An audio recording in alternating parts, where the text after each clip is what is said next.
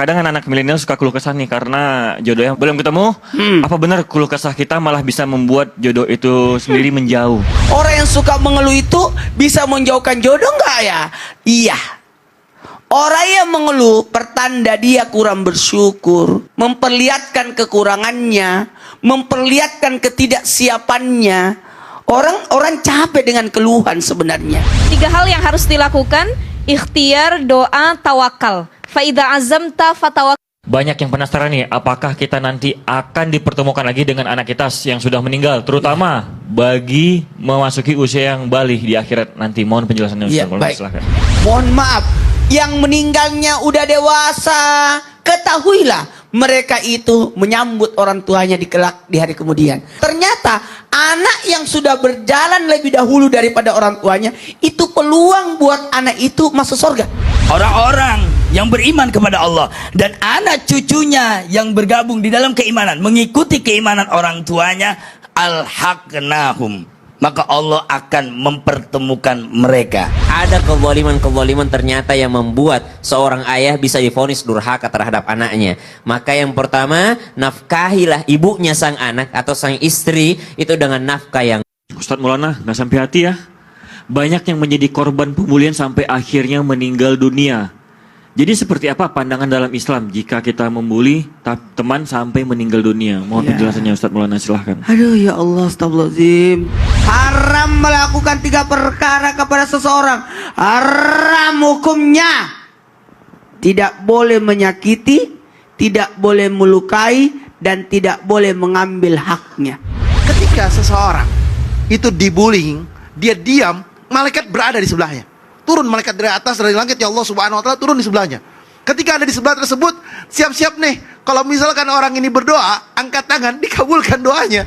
Kita orang beriman membuktikan itu kepada Allah subhanahu wa ta'ala. Jadi ukuran sukses kita itu ukuran Allah subhanahu wa ta'ala, bukan ukuran manusia.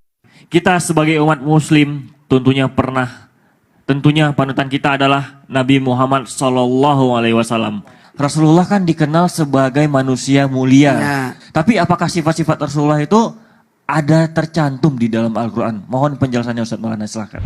Maka kalau berbicara kita rangkum sifat-sifat Nabi itu dalam staf sidik, tablik, amanah, fata'ana.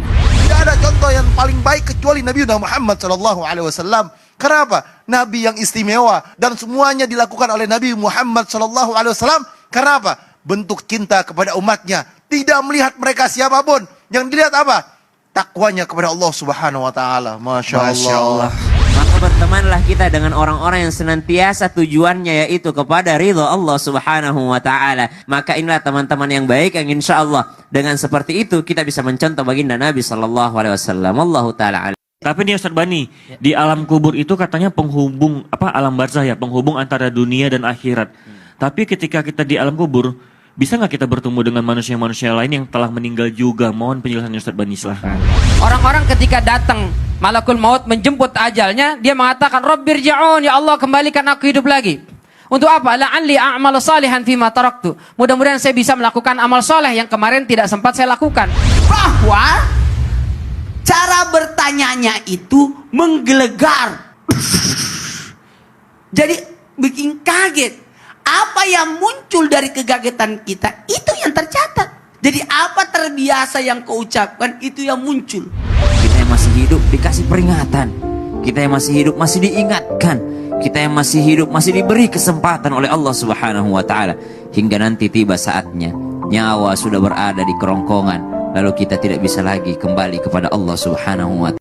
Nah ini gimana Bib? Katanya Allah pernah bikin tantangan, tapi kira-kira ada kaitannya nggak nih sama kehidupan anak-anak milenial sekarang saat Pasti ini? tentunya ada kaitannya dong. Ada kaitannya ya? Oke, silakan. Ya akhir, Habib. afwan Bang Rian. Bagi orang yang melanggar sumpah, menyepelekan sumpah, lalu tidak memenuhi sumpahnya, maka akan ada dendanya atau kafaratnya. Jadi siapa orang yang menyukur rambutnya, dia berangkat umroh atau dia berangkat haji, sudah niat, sudah terbang ke sana, sudah pakai ihram, dia tidak berihram, maka dia tidak berhaji atau berumroh, dia terkena dam, Damnya itu adalah 1 ekor kambing. Bukankah Allah katakan dalam Al-Quran, laqad khalaqnal insana fi ahsani taqwim. Sungguh Allah menciptakan manusia dengan sebaik-baiknya bentuk. Allah menciptakan sempurna manusia, Allah menciptakan hewan, Allah menciptakan yang lainnya dengan fungsinya